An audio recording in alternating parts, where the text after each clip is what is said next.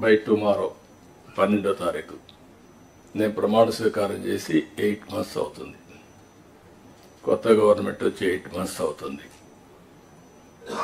ఇచ్చిన తీర్పు కూడా మీరు చూస్తే ఒక హిస్టారికల్ మ్యాండేట్ ఇచ్చారు. ఇటీవల కాలంలో ఎప్పుడు కూడా ఇలాంటి మ్యాండేట్ రాలేదు. 93% స్ట్రైక్ రేట్.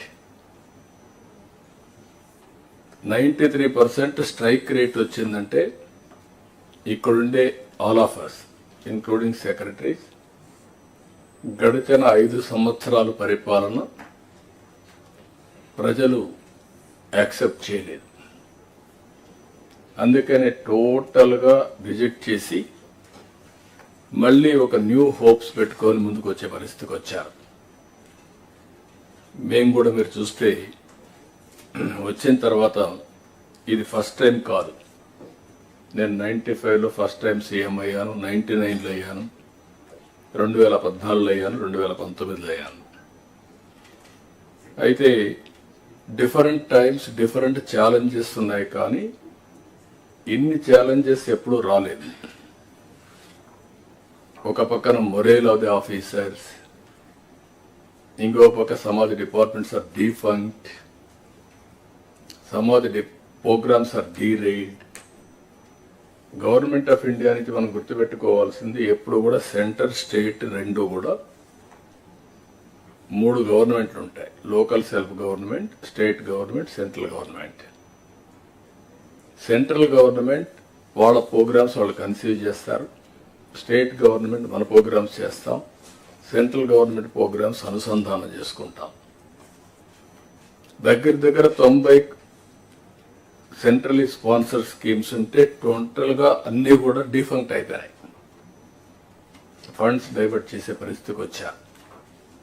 వీటన్నింటిపైన మనం ఒక 7 వైట్ పేపర్స్ అన్ని పబ్లిసైజ్ చేశాం. పబ్లిక్ కూడా మనం గుర్తుపెట్టుకోవాల్సింది, ఒకసారి పనిష్ చేశాం, మీరు వచ్చారు, మొత్తం సరిచేస్తారనే ఉద్దేశంతో మీకు మ్యాండేట్ ఇచ్చామనే అభిప్రాయంతో ఉంటారు. అది ఉన్నప్పుడు మనం ఎక్స్ట్రా ఎఫర్ట్స్ పెట్టాల్సిన బాధ్యత మనందరిపైన ఉంది. అందుకే మనం 8 months నుంచి దగ్గర almost all central sponsor schemes అని సెట్ చేశాం. ఇంకొక పక్కన అడ్మినిస్ట్రేషన్ కూడా ట్రాక్లో పెట్టడానికి ప్రయత్నం చేశాం. రైట్ మ్యాన్ని రైట్ పొజిషన్లో పెట్టే ప్రయత్నం కూడా చేస్తున్నాం. కలెక్టర్స్ కాన్ఫరెన్స్ పెట్టుకొని చాలా క్లారిటీ ఇచ్చాం. ఈరోజు మనం ఇవి చేస్తూనే షార్ట్ టర్మ్లో ఏం చేయాలని అవన్నీ కూడా సెట్ చేసి లాంగ్ టర్మ్ 2047 స్వర్ణ ఆంధ్రప్రదేశ్ కూడా డాక్యుమెంట్ తయారు చేశాం మీ అందరి భాగస్వామ్యంతో. Viksit Bharat government of India తయారు చేశారు, మనం స్వర్ణ ఆంధ్రప్రదేశ్ తయారు చేశాం. వికసిత్ భారత్లో చాలా స్పష్టంగా ఏమేం చేయబోతాం వాళ్ళు చెప్పారు.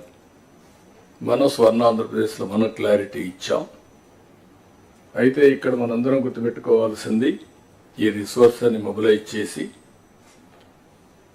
15% మన ఎకానమీ సస్టైన్ కావాలి అంటే, తిరిగి చేసిన డెట్ రీపే చేసి మళ్ళీ మనం ముందుకు పోవాలంటే 15% గ్రోత్ రేట్ ఉండాల్సిన అవసరం ఉంది.